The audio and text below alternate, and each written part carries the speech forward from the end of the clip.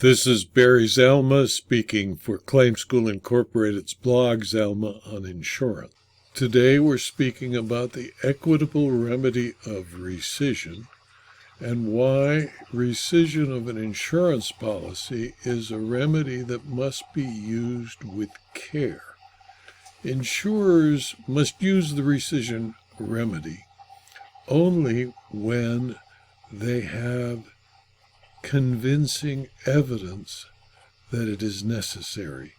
Insurers should never assume that the promise to pay indemnity to the insured under a policy of insurance can, with impunity, be broken by advising the insured that the insurer has rescinded the policy. Rescission without sufficient evidence is wrongful. Rescission without the advice of competent counsel is a tactic fraught with peril. Rescission without a thorough investigation is dangerous. When no valid ground for rescission exists, the threat or attempt to seek such relief may constitute a breach of the covenant of good faith and fair dealing, which is implied in the policy and which exposes the insurer to tort damages for that breach, including punitive damages. One plaintiff's lawyer became wealthy when he learned that claims people were given a rubber stamp that said rescission and had no idea what it was needed to prove rescission, and even how to spell rescission. Jurors were angered and punished the insurer that rescinded willy-nilly. The policyholder's lawyer would take the claims person's deposition and ask him to spell the word. When the claims person failed, his bad faith case was established. When they spelled the word correctly, he would ask the adjuster to state the elements necessary to effect a rescission. Almost none could answer appropriately.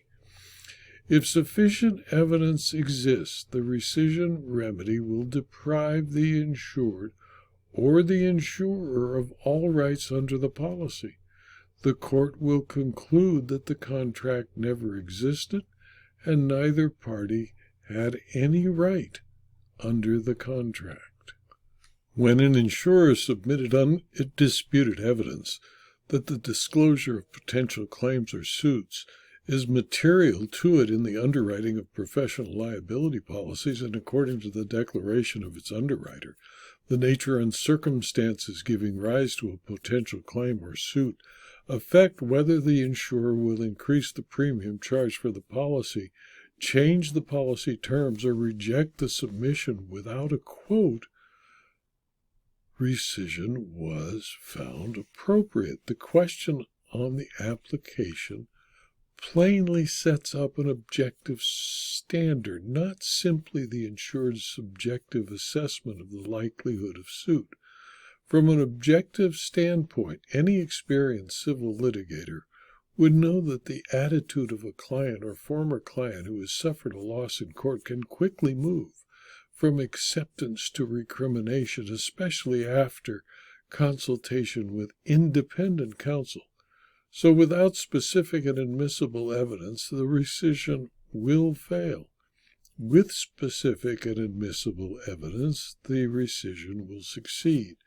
It is necessary for an insurer to conduct a thorough investigation, collecting admissible evidence, and reach a conclusion that it is in full compliance with state law, recognizing that state law varies over different jurisdictions, and that the facts and the state law must be convincing before rescission is attempted.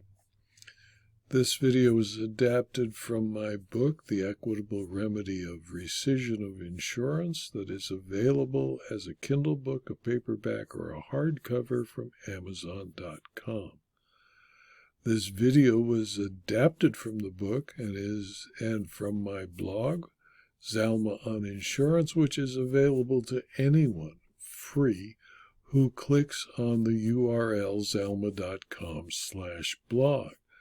The videos are available on rumble.com and on youtube.com and are free, and you can subscribe to the videos at no cost. If you found the blog or the videos to be useful or interesting to you, please tell your friends and colleagues so that they can also subscribe and have access to the more than 4,500 blog postings and the more than 650 videos. If you wish further detail, you might consider subscribing for a very low fee to my locals community and to my Substack publications. Thank you for your attention.